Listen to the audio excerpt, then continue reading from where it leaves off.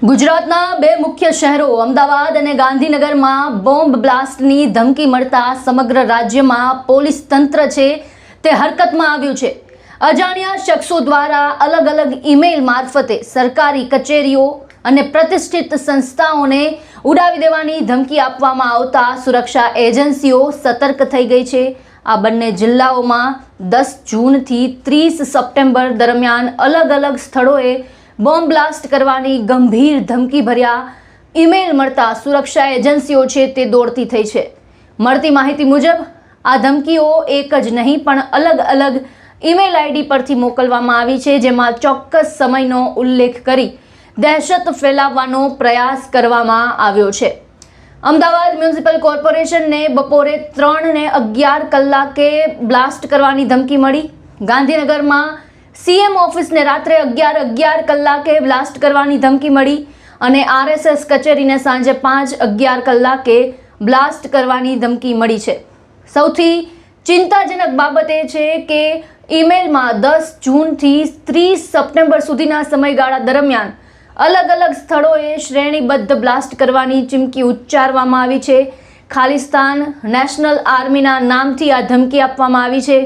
ઉલ્લેખનીય છે કે મુખ્યમંત્રી ભૂપેન્દ્ર પટેલ પીએમ મોદી સાથેની મીટિંગ માટે દિલ્હી પહોંચ્યા છે અને આ વચ્ચે ધમકી મળી છે। આ તરફ એએમસીની મુખ્ય ઓફિસ દાણાપીઠને બોમ્બથી ઉડાવી દેવાની ધમકી મળી છે। ધમકી મળી હોવાના પગલે તાત્કાલિક ધોરણે આખી બિલ્ડિંગ ખાલી કરાવવામાં આવી।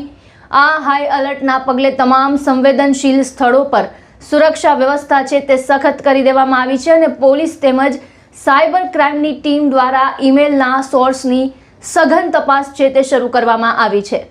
અમદાવાદ મ્યુનિસિપલ કોર્પોરેશનની મુખ્ય ઓફિસ દાણાપીઠમાં mayor, deputy mayor, standing committee chairman, શાસક પક્ષના નેતા અને દંડક સહિતની મુખ્ય ઓફિસના સ્ટાફ પણ બહાર આવી ગયા। ફાયર બ્રિગેડ અને પોલીસની ટીમ સ્થળ પર હાલ પહોંચી અને બિલ્ડિંગમાં તપાસ હાથ ધરી છે।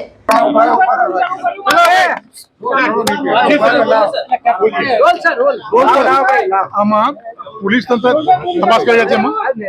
આજે ધમકી મળી છે, આમાં પોલીસ તંત્ર તપાસ કરી રહ્યા છે।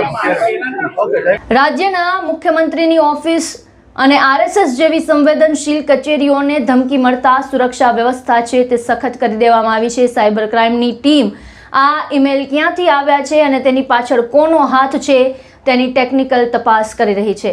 અગાઉ પણ અન્ય જિલ્લાઓમાં રાજકોટ, સુરત સહિત અન્ય જિલ્લાઓમાં શાળા અને અન્ય જે કચેરીઓ છે તેમાં આ પ્રકારે જ બ્લાસ્ટની ધમકીઓ મળતી રહી છે અને હવે અમદાવાદ અને ગાંધીનગરમાં પણ ફરી એકવાર આ પ્રકારે બ્લાસ્ટની ધમકી મળી છે। ત્યારે સમગ્ર મુદ્દાને લઈને આપનું શું માનવું છે, આપના શું વિચાર છે, અમને કમેન્ટ બોક્સમાં જણાવો અને તમામ ન્યૂઝ અપડેટ માટે અમારી સાથે જોડાયેલા રહો।